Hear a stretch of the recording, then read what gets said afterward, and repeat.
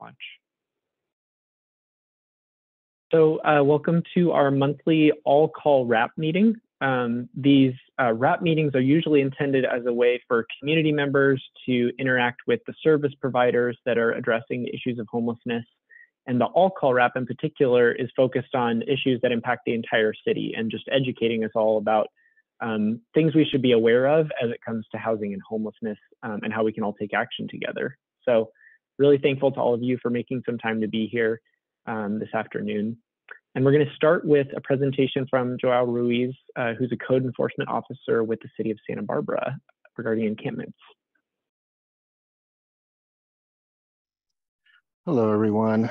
As Landon said, I'm a code enforcement officer for City of Santa Barbara through Environmental Services. Let me share my screen here. Perfect. Let me know if you guys can see the screen. Perfect. So, like I said, it's through Environmental Services, which is under Sustainability and Resilience. So let me give a quick overview of Clean SBR program. We do illegal dumping cleanups and investigation, encampment response program, litter abatement, abandoned shopping carts, amongst other things that you can see there on your screen. And new to the Clean SB program is the implementation of trash and litter. So we have a crew that does about 50 plus city blocks daily. You've probably seen them around town. With that, they also do weekly power washing of underpasses, hotspots, path, in front of path. That's a very common hotspot. We do a lot of litter and power washing there. So our encampment response team, it works with parks, creeks, streets, city's attorneys, local PD, the fire department, amongst outside agencies, Caltrans, Union Pacific. And you guys probably seen this. I put this on all our wraps, is how to report encampments, individual needs, litter, shopping cart. So there's the website, also the phone number where you could call, leave a voicemail, and the line directly to us, code enforcement. And one thing that's going to be launching next month is a citywide CRM, customer relationship management program, that residents will be able to say they see an encampment or an overflowing trash container, abandoned shopping cart, or just litter. They'll be able to go in and report it. They'll be able to do a GPS pin to where exactly it is, and they'll be able to get like progress reports. If we started cleaning it up, they'll be able to get real-time progress on it. And it'll be, you can use it as a mobile app through Android or Apple. And this is brand new. It's going to launch next month. So this is going to be great. People are going to be able to get, instant, emails about where the progress is going on that. So on the encampment response, which is also part of us, the program launched in 2019. 2019, we had almost 3,000 reports. Of those, 685 encampments were cleaned. And now that did go down a little bit in 2020 because of COVID. There was a few restrictions there. But last year we had 1,500 reports come in, 13 encampments were cleaned up. Of that was 90 tons of waste. So let me give a little bit of a breakdown on the encampment. So the city of Santa Barbara does have a muni code, which is on your screen, which kind of defines what an encampment is.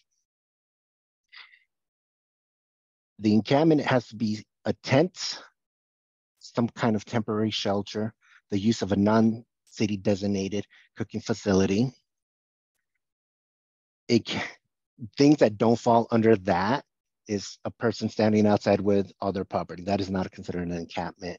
Or just a person sleeping outside. That is not considered an encampment. So I wanted to have this so everyone kind of gets an idea of what we can and cannot enforce on. So when we do go to an encampment, first and foremost, we offer services. We offer them a bed at a shelter.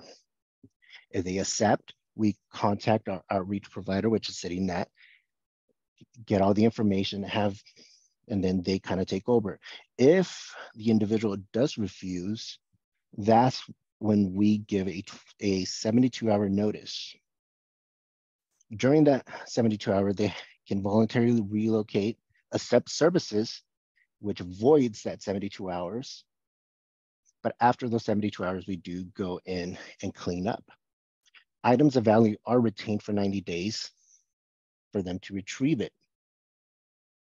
So here is from April to June 20. You guys can kind of see where a lot of our stuff came up and which section of the city. We had 473 reports. Encampments were 192.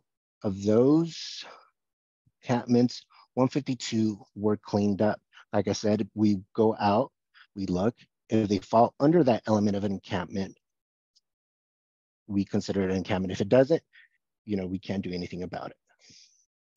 July to September, we had 402 reports come in.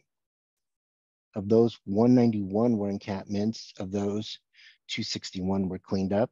You can see where the big section was on the map here. A lot of it was is on that transit corridor. From October to December 2022, we had 224 reports come in. 152 were encampments. Of that, 196 was cleaned up. And from January to date, we've had 618 reports come in. Of that, 142 were encampments. And you kind of see where we had a lot more on the east side there. You can see how many of those were cleaned up, 351. Does anyone have any questions?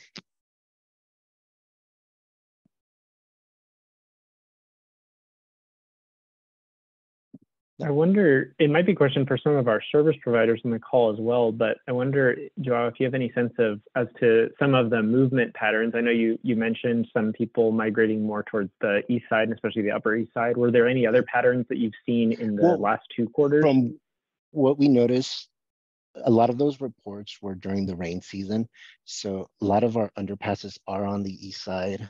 So the Milpas, Cesar Chavez, that's why we saw them more kind of go in to seek shelter on those underpasses. That's why we did notice that pattern.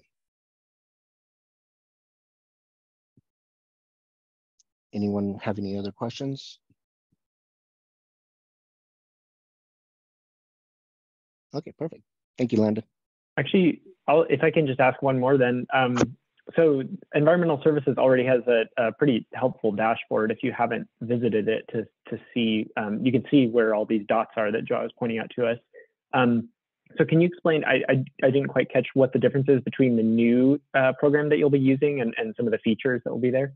Well, the new program is just a litter crew. Are you talking about the actual app that's going to be launching, or? Yeah. Yes, so the new app, people will be able to use its GPS to pinpoint where there's, say, an overflowing trash container, abandoned shopping cart, litter, encampments. It'll be able to report a whole lot of more things than what we have right now. And with that, they can also get real-time progress reports. There'll be an email or a text that will go out letting them know, hey, work has started, work has been completed, or if it's an encampment, it doesn't fall under an encampment. Great. Thank you, Joe. I appreciate you all working to get more and more feedback to the community members. I know they really appreciate that. If there's no other questions for Joao, I'll keep us moving. All right, we have a special presentation today. This is from a research project that the Cottage Center for Population Health undertook in 2020, 2021. And then SBAC partnered with the Cottage to conduct this study. So I'll pass it to Fiona to explain more.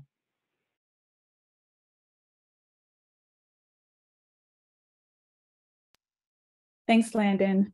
And we are, as Landon mentioned, we're going to be talking about a study that we did looking at the impacts of COVID-19 on people experiencing homelessness. Throughout this presentation, feel free to jump in and ask questions or whatnot. We really want it to be engaging, but we want to tell you a little bit more about the study itself. So throughout the presentation, we'll talk a little bit more about the study itself, how we collected data, what was learned, and then we'll have a little bit of a discussion and tell you some more about some upcoming events that we have going on. So just as a warning, some of the subject material in this presentation may be emotionally challenging due to the nature of what is discussed. So I just wanted to give everybody a heads up about that. And then also to note, the pictures that you see throughout this presentation were taken by the actual co-researchers or people experiencing homelessness. And I'll explain a little bit more about the use of the term co-researchers as we dive into the presentation.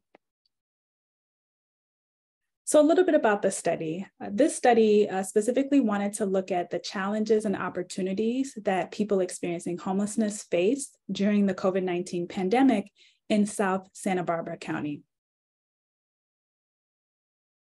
We used a particular research technique called photo voice, and this particular technique uses photography to understand a phenomenon. It really is meant to capture the perspective or experiences from those individuals that are most affected. And the individuals that are present throughout the study or are participants throughout the study, because they're so involved in many portions of the study with the data collection, with also the types of data that we are able to get, we refer to these individuals as co-researchers. So Landon and I will utilize this nomenclature throughout the rest of the study. So data collection for this particular study took place from August 24th to, May 24th to August 12th. And as Landon mentioned, we partnered, me being part of the Cottage Center for Population Health, we partnered with SBAC as well as Vertical Change to conduct this study. The study comprised of 13 focus groups, as well as also one-on-one discussions with our co-researchers. We were fortunate to be able to collect data from 3 different homelessness communities. We had some individuals from a sheltered community, individuals from unsheltered, and then a vehicular group as well that participated. So throughout the study, we had various encounter points. Our first encounter with our co-researchers involved the distribution of the disposable cameras to each individual that was taking part in the study. And at this encounter, we also, as part of the research team, trained our co-researchers on how to utilize the particular disposable camera. We also told them a little bit more about the study, of course, and got their consent to be able to participate in the study. The second encounter with our co-researchers was where we picked up the particular disposable camera from the co-researchers. We then developed these photos to really see what exactly the co-researchers captured. What information did they get representing their challenges and opportunities due to the COVID-19 pandemic. When we developed these photos, we also reviewed the photos to make sure that the photos did not depict any illicit activities or include any illegal activities, or also include children under the age of 18. And then our last encounter with the co-researchers, this is where we conducted focus groups to really understand what the particular photographs that were taken by the co-researchers meant. So we used a particular facilitation technique called SHOED, where we asked the co-researchers what exactly did they see in this picture, and we asked them to give us a little bit more background about each of the photographs. So for the study, we had a sample size of 38 individuals. It was predominantly male, with 26 males participating in the study, and that was about 68%. The ethnicity or the makeup of the particular ethnic groups and race, it was predominantly non-Hispanic white, with 36 individuals making up that group, or about 95%. And then a majority of the individuals specifically were white for the race category, with 29 individuals, which was about 76%.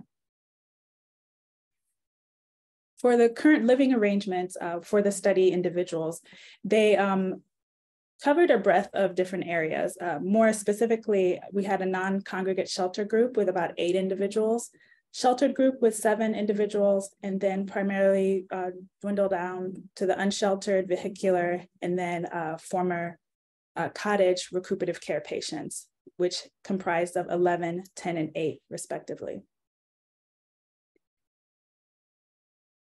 So to talk about what we learned, I'll pass it on to Landon. So I'm going to share some of the findings more broadly, and then we'll dive deeply into each one with some quotes from the co-researchers to go along with the photos that they took. So just to start with, the first finding was, I think, something we all might expect, that the change in resource availability during the pandemic drastically impacted co-researchers' access to basic needs. Number 2 was that co-researchers stated that the perceptions of homelessness were more negative during the pandemic, and they felt a general sense of disconnection from the rest of the community. Number 3 was that the co-researchers navigated both challenges and opportunities. The pandemic afforded some really unique resources that didn't exist before the pandemic, but also obviously presented a set of new challenges to go with that. And then number 4, we got some really helpful recommendations from the researchers moving forward. So let's start with the basic needs, that first finding. And again, just to reiterate what Fiona said, that when we talk about co-researchers, we're talking about the people who had experienced homelessness during the pandemic who participated in the study. They were co-researchers in this project.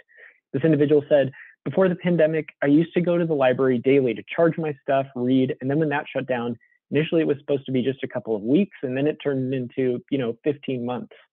So that kind of drastically changed my routine, and then the routine of a lot of people not being able to go there.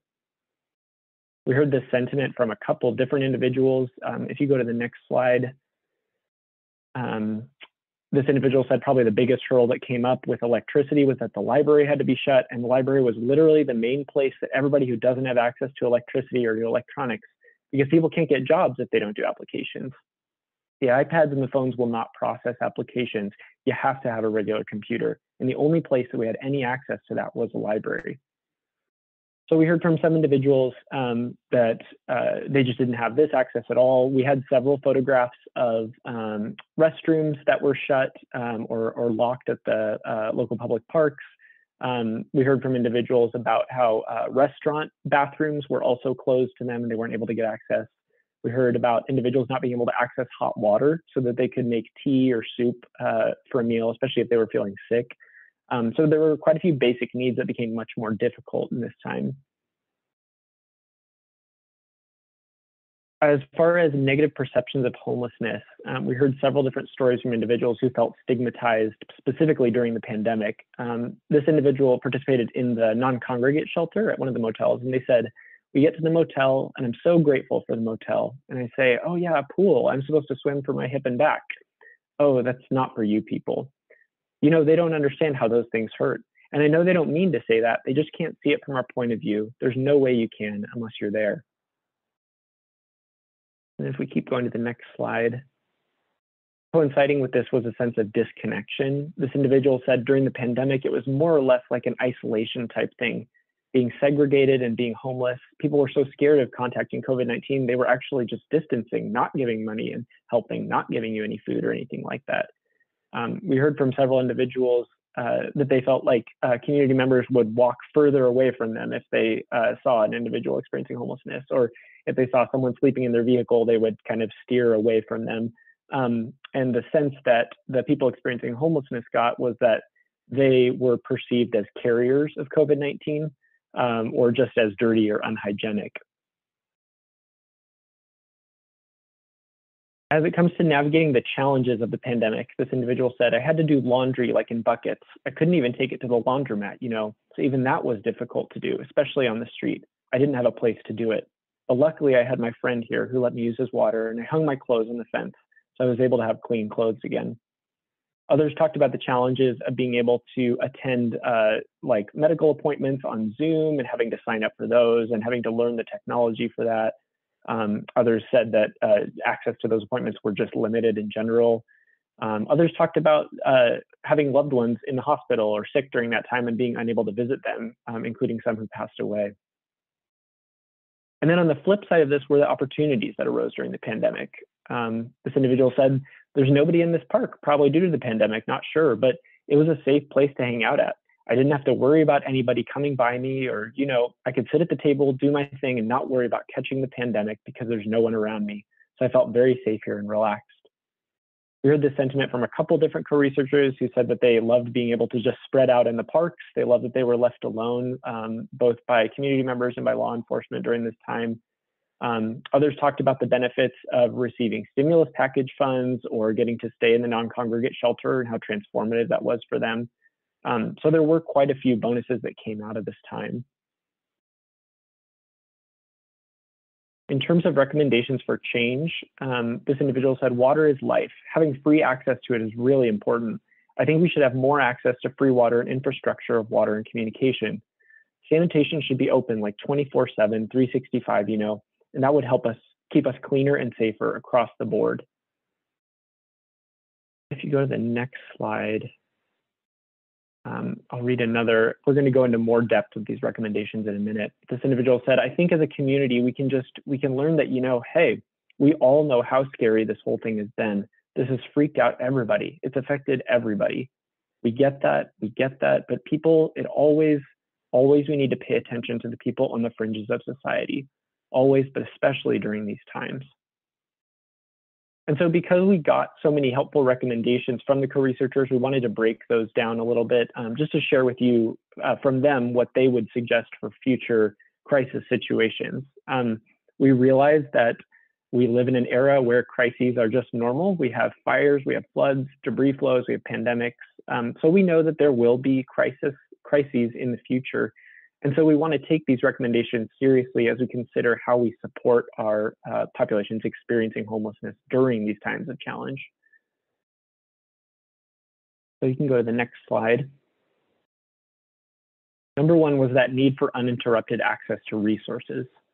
So we heard that there need to be hubs or places that individuals experiencing homelessness can know that I will always be able to get resources no matter what's happening, or I will always be able to call this number to get information about what's happening, or I'll be able to know if there's a flood planned for tonight, or whether the fires are spreading. There was a general sense that a lot of people experiencing homelessness weren't aware of where they could get information or where they could get resources because things were in flux during the pandemic. Number two, the impact of messaging on those experiencing homelessness in times of crisis. We heard from co-researchers several times about this sense of being scapegoated, that I think I mentioned earlier, that people experiencing homelessness might be carriers of COVID. And so they suggested we need more positive messaging, that we should be looking out for each other during this time, that there isn't one people group that is going to be more dangerous than another, and that if anything, we need to be more supportive during this time. Number three, the potential exists in community relationships. This dovetails nicely with that communication comment. We heard from co-researchers that they would love to have better relationships with some of our local leaders, whether those are elected leaders or leaders of service providing organizations or law enforcement agencies, specifically so that we can address stigma and be proactive in communicating the actual needs of some of our most vulnerable community members. They expressed that having those relationships might help to just change how decisions are made in those times of crisis. Number four, the importance of maintaining the opportunities that resulted from the COVID-19 pandemic. So we talked about a few of the opportunities that came up, and the co-researchers said, are there ways that we could keep some of these things going? The motels, for example, and we've gotten to see the Home Key project that the state of California has implemented as a continuation. in addition to that, we heard about grocery stores allowing people to access more of the expired food than they normally would be able to, and other restaurants or grocery stores that allowed people to sit or remain in their patio space when no one was there, in a way that they wouldn't have allowed during other times of the pandemic. So we heard from the co-researchers, there were a lot of really helpful people in the community who really did look out for people experiencing homelessness, and how can we continue that spirit on even after the sense of crisis is diminished. Number 5 is to seek input from those with lived experience. We talked about this a little bit when we're talking about building relationships with local leaders, but the co-researchers said that they felt that they really weren't considered in a lot of ways until later on in the pandemic.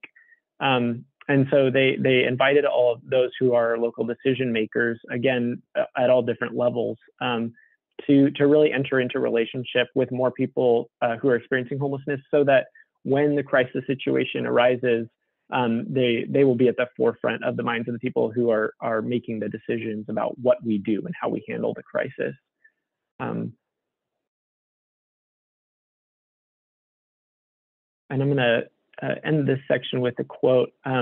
Make them more aware that there are people that are suffering. Bring to light that, hey, this is a person that needs help. And if you can't see that because of whatever reason, your own judgment or your belief, they can be helped. All they need is, I always say, a hand up and a boot down. It seems like most people just want to be listened to. They just want to be heard. And then I want to go to, just before we talk about, we will be doing more presentations around this, including a full photo exhibit, but I want to open it up for any discussion or questions or comments. I see a question in the chat about whether the city has considered opening bathrooms longer hours. Most of the county parks I frequent don't have restrooms, but city parks do, and they typically aren't open when I walk by. I don't know, Joao, if that's something you're able to speak to about how the public restroom hours have changed since the pandemic restrictions have lifted.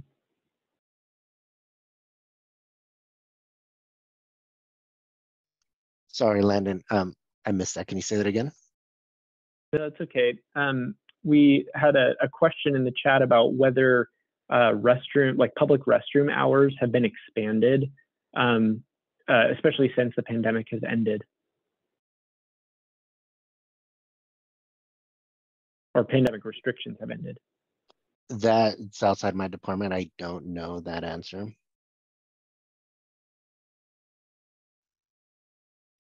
Most public bathrooms are through parks and rec, and they would know that. So I apologize. No, that's okay. I think this is an ongoing community question we hear is, where are the public restrooms? We need more public restrooms. And so it's a sentiment that I've heard echoed, not just from the co-researchers, but also from some community members in these meetings. Other questions or thoughts?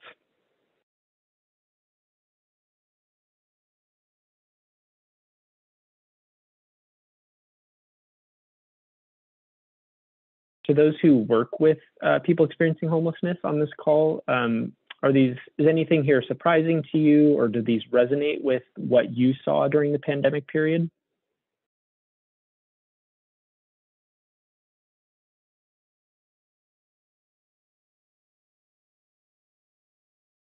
Yeah, Lucille.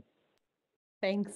I think we've seen this just over the past couple weeks, and our county homeless team talked about.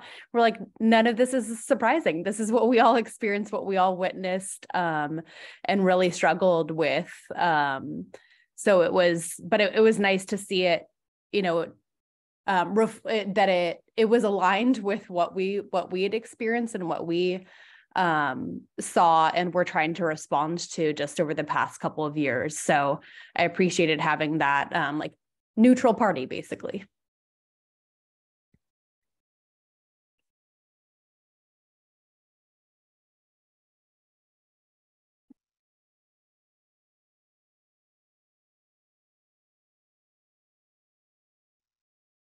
Landon, you're on mute. If there's no other, thank you. If there's no other comments or questions, pass it to Fiona to talk about what's coming up. Thanks, Landon. Yeah, we have a couple of things coming up that we're really excited about. You know, in doing this project, it was really a joy to work with the co-researchers and to be able to capture their voices in a way in which was non-traditional, and they typically don't get a chance to gain access to these types of modes of communication. So one of the things that the co-researchers shared with us when we asked them how would they like their stories to be shared, how would they like this information to be disseminated, they shared with us that they would really enjoy having a photo exhibit put on in a public place where we could display all of their photos. So in order to honor that promise to the co-researchers, we are going to put on a photo exhibit on May 9th at the Santa Barbara Public Library. It's going to be in conjunction with another panel meeting folks where they're at. It's a book to action series that the SB Public Library is doing. And so we're gonna join that particular panel there on May 9th. And the times for that photo exhibit are gonna be from 6 p.m. to 7:30. Also at the SB Public Library, we're going to have a month-long photo exhibit where we're going to display the 28 photos that the co-researchers took throughout this particular study. And there's various themes and captions that are associated with these photos. We're going to display those photos in a display case in the public library. That display case, I believe, is located when you first walk into the library, I think over to the right. So because the display case is a little bit smaller, we can't display all of the photos at one time, but we'll be rotating those photos out throughout the entire month of May. So if you do get a chance to stop by, we would love to see you. And then lastly, we're going to continue to give this presentation to additional local meetings with elected officials throughout the month of April, and then hopefully continue to work our way down. So those are some upcoming events. Anyone have any questions or some additional thoughts? I'll add to that. We have shared the findings with some of the co-researchers who participated in the study. And one of the reasons why we added sort of the trigger warning at the beginning of the PowerPoint was that it was overwhelming for them to look back and remember how difficult the period was for them. And they said, I can't remember how they phrased it, but they said something to the effect of like, you guys will just see a PowerPoint, but to us who lived it, it totally feels different.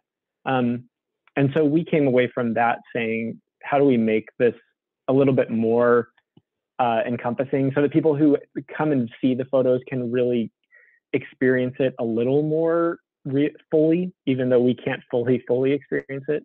And so the Cottage design department, marketing department has been helping to design these photo exhibits to be a little bit more immersive. So we really encourage you to come check it out. I think it'll be a powerful experience of just getting to see all these photos and hear some of the words of the co-researchers. And then we would be remiss if we didn't acknowledge some additional support that we received from this. Julia Petrus actually was the brainchild behind this particular research study. She used to work at Cottage and got this study through the IRB process and was able to do that. And then I came on to execute the study.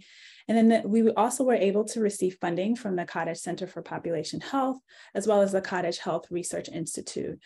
And a number of different volunteers worked on this project to be able to allow us to collect the data and, you know, present these findings to you here. So I want to acknowledge those research volunteers, as well as the different service agencies, shelters, and the safe parking program that we were able to partner with. Primarily, Landon was able to make those connections and help with that. So really want to say a shout out to those individuals and that funding. And you know, research does take a village, so we're very appreciative of all the help and support that we were able to get.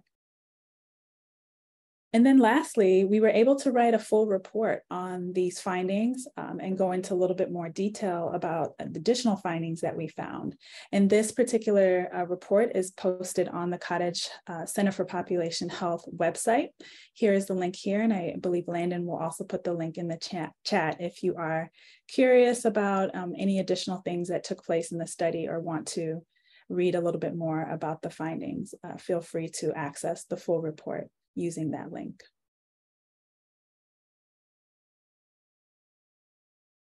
Yeah, Deborah.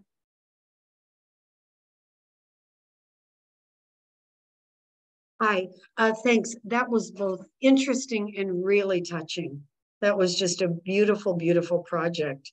I really want to bring some people to the library to see that first part of it on May 9th. And since this is 2 weeks before, I know I'll forget about it in the plethora of other paperwork. How is this going to be advertised? Will it run in the Independent or something? I'd like to also give it to the churches that serve in the parks on Thursdays. I think a lot of those churches would like to, their participants would like to come and see this too. Yeah, thank you for that. To that, I say the more the merrier. We would love for as many people to come out as possible. We'd really appreciate that. As far as advertising, I don't know, Landon, have we thought about that really? No. Yeah, we'll be sending out, we have a flyer for the events That's that we'll great. be sending out to all of our all call wrap lists, and I'll make sure you're on there, Debbie. Thank you. And then we'll be, we're hoping, yeah, we'll be posting it widely. Yeah, once again, my hat's off to you. This was really uplifting. And I can feel empathetically how it must have been for the co-researchers that were able to participate. It must have been really wonderful and also painful for them. Yeah, thank you so much for your comments and your kind words. Really appreciate it. I had one other question in the chat. Someone was asking whether the co-researchers were compensated. They were. We really this year have been seeing in so many ways how important it is to make sure we're paying people for their expertise. So that people who participate in the study receive both gift card stipends as well as COVID hygiene kits.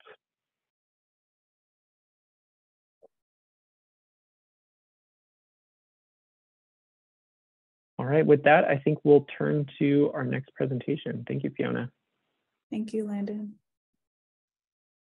So we have Dan Henske here from the City Attorney's Office of the City of Santa Barbara.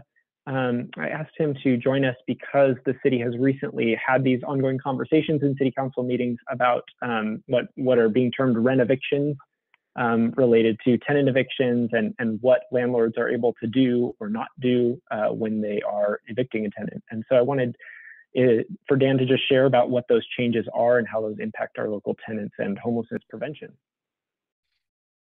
Hello, everybody. Thank you very much for having me.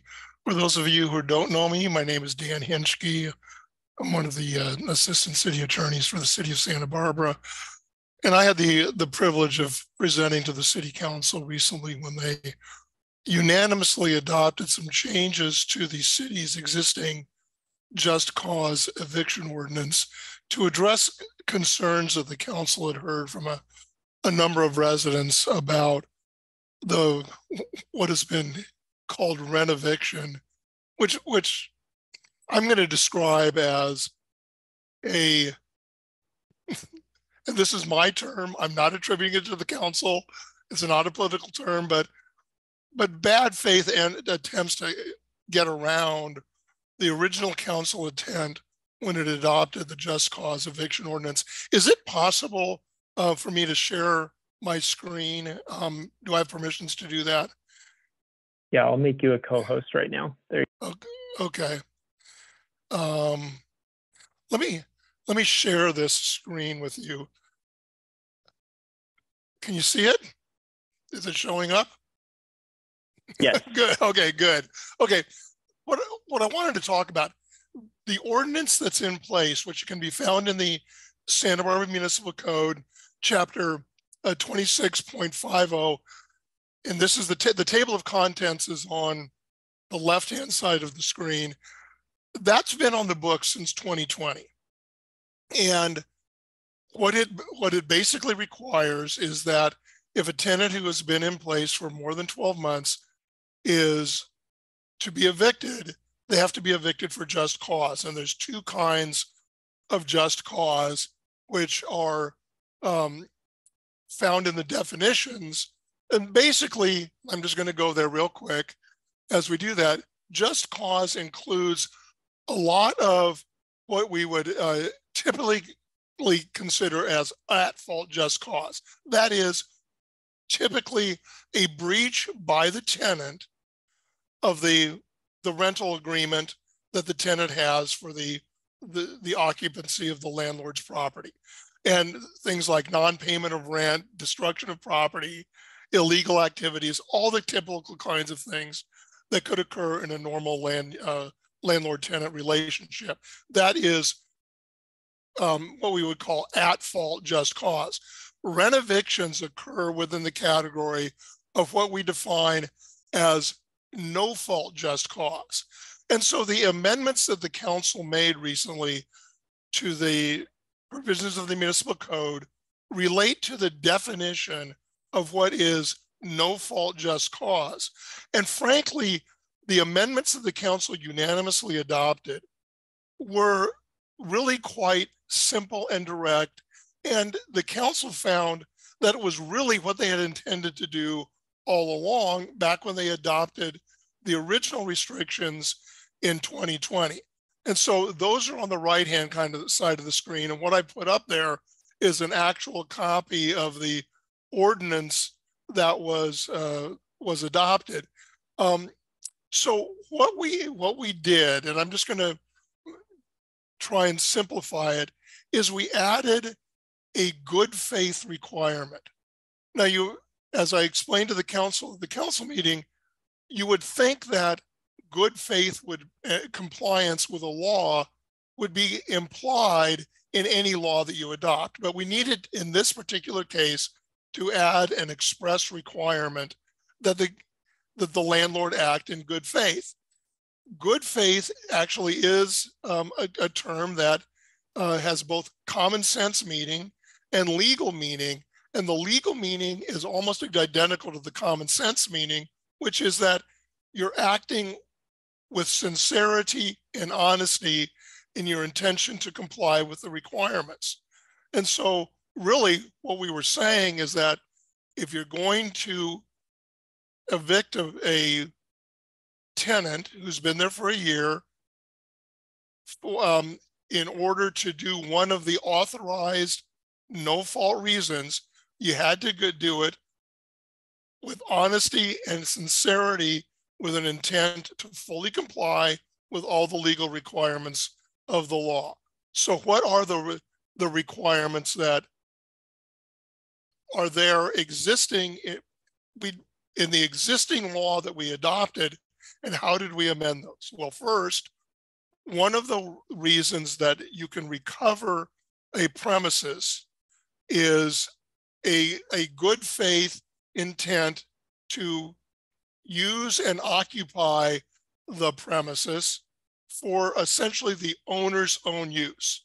And by the owner's own use, we include the owner's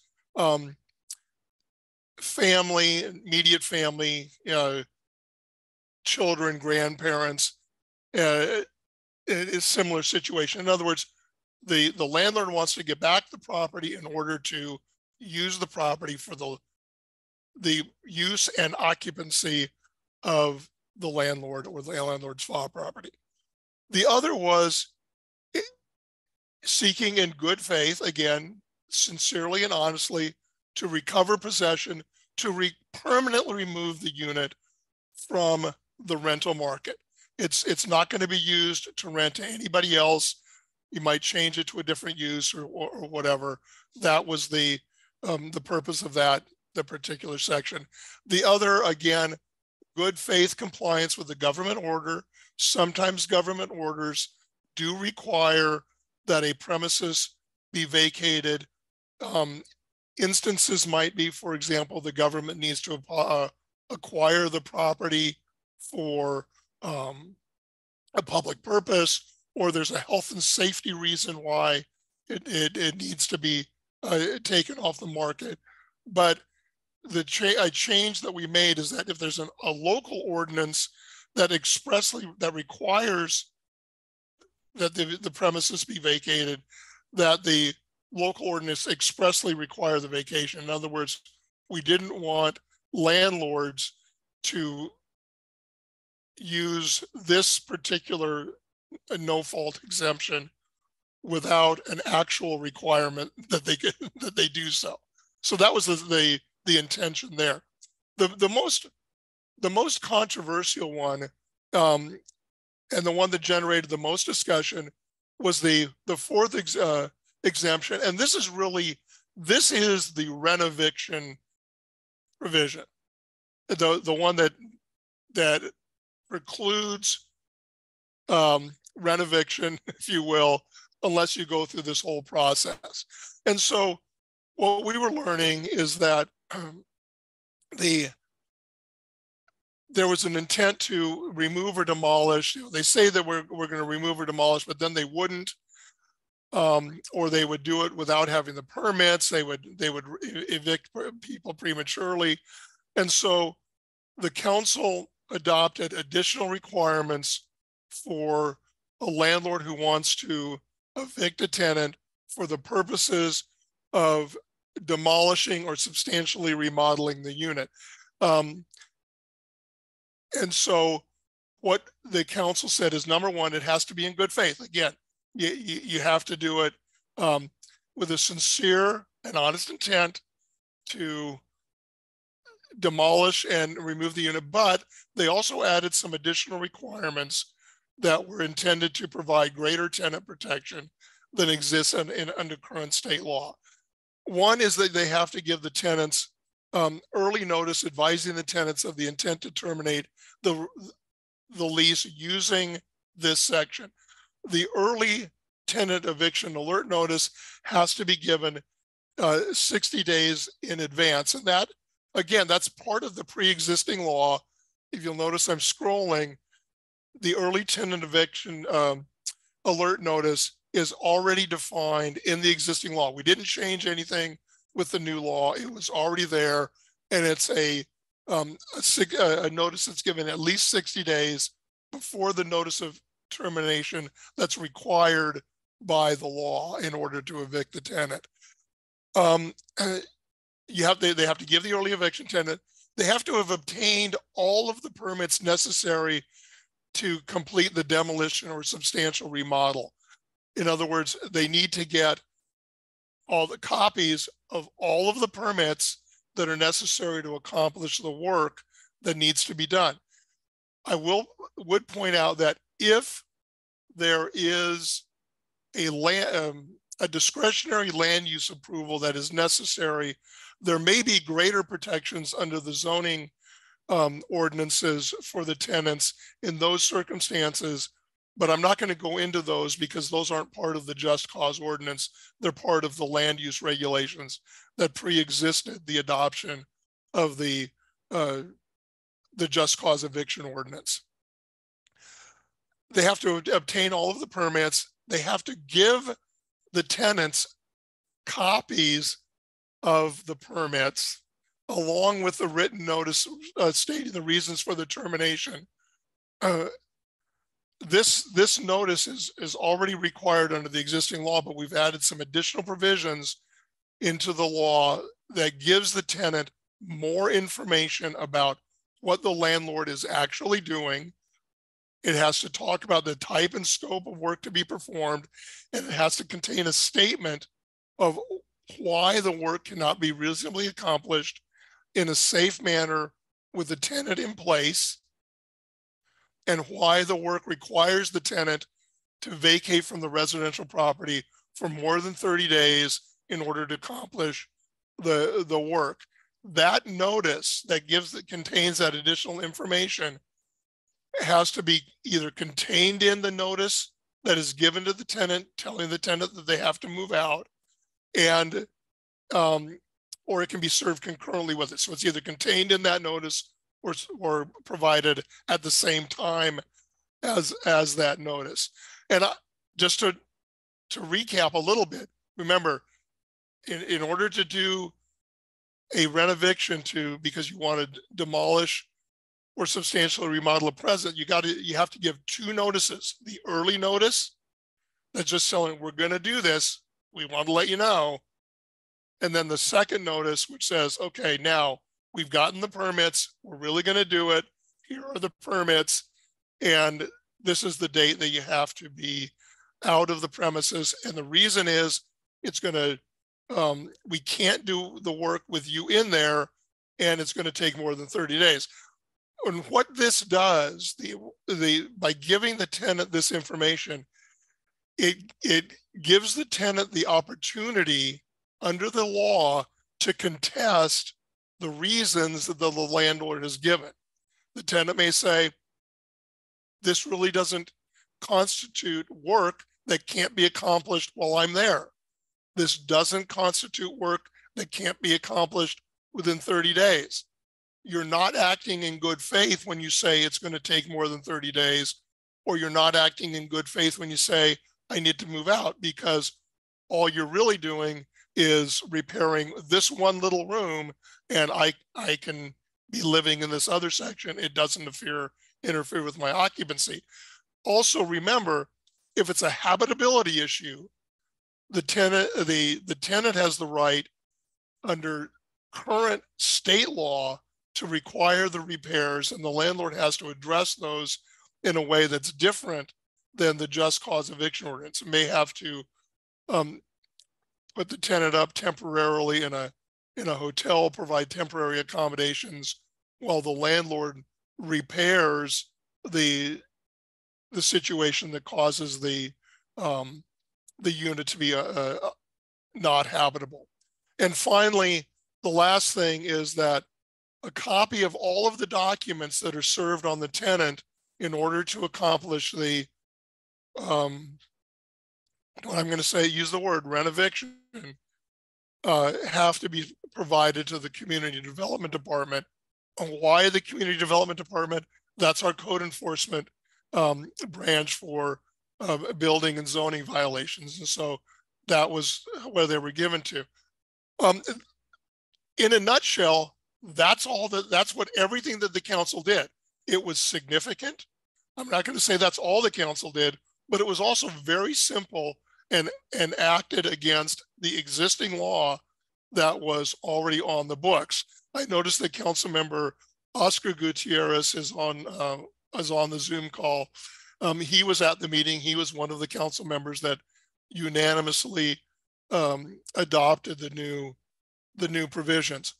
I will also say that the city attorney's office is charged with bringing actions if necessary to enforce the law. A violation by a landlord is a punishable offense that's prosecuted by the city attorney's office. I did ask our city prosecutor how it would be best to get information to him in case there's a situation that arises that you need to file a complaint. And what he indicated was that the best way to do it is to give the information by email to our city investigator. I don't have a slide showing his email address, but his name is William Alva. His email address is WALVA@santabarbaraca.gov. And William is our investigator. He's able to take, and William is also bilingual. And so if there's an individual that needs to give him the information in Spanish, he's able to take that information as well. That concludes everything I wanted to tell you.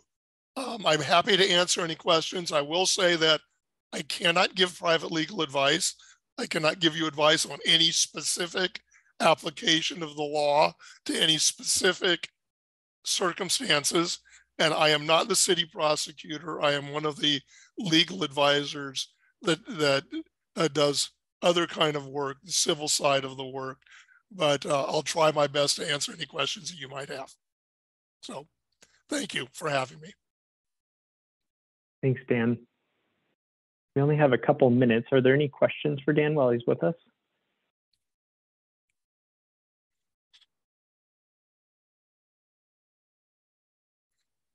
I'll say we wanted to share this because one of the most resource-effective ways that we can address issues of homelessness is to prevent it before it happens. And so these kind of changes in our governance affect that very much. And so we want to keep abreast of what's happening. I see a chat from Lucille in in the chat window, which reminds me also the county also implemented some restrictions around evictions, around renovations as well. And with all this, we also want to encourage that if anyone knows of someone who is having any sort of dispute with their landlord, to be in touch with the City of Santa Barbara's rental housing mediation program. That's a great resource for all of our tenants and landlords.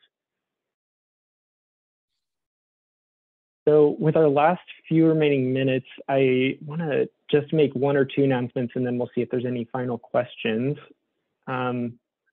We do have an updated draft of our city's housing element, which is sort of the plan for how we're going to increase housing at all different income levels throughout the city. This is something that's done throughout the entire county, and our city's housing element is just a part of it. But there's an updated draft. It's going before the Planning Commission on May 4th, which is a Thursday. I believe at 1 p.m. is the typical meeting time, but Lucille can correct me if I'm wrong. And if you're interested, we want to get people to go out and give public comment to support different initiatives to specifically increase housing that will be beneficial towards reducing homelessness. I'm not going to get into a lot of detail right now because of the time, but we will send out some suggested talking points for anyone who's interested in giving public comment. It's great if you can do it by actually attending the meeting, but you can also email public comments and they'll be included in the public record. And these are all taken into consideration as our city decides how we can make changes to increase our housing stock. So we got to get creative, and we all have to really put the support towards this. I wanted to share a couple next steps. We will have a walkabout in the waterfront area, probably near West Beach, sometime in the first 2 weeks of May. We're pinning down the dates right now. So we will send out the invite. This is a good chance for us just to connect with business owners and community members in that region and talk about how homelessness has impacted them and help them understand what resources are available to them. We also, on May 4th, we have the Planning Commission meeting talking about the housing element. May 9th is the photo exhibit and panel discussion event. And then our next all-call wrap will be on May 17th at 3 p.m. Are there any other questions or new business? I see we're at about time right now.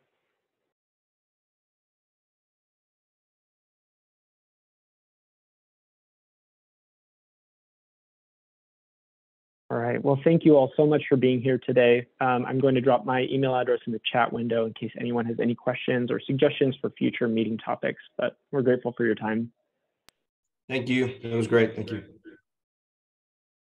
Thank you all.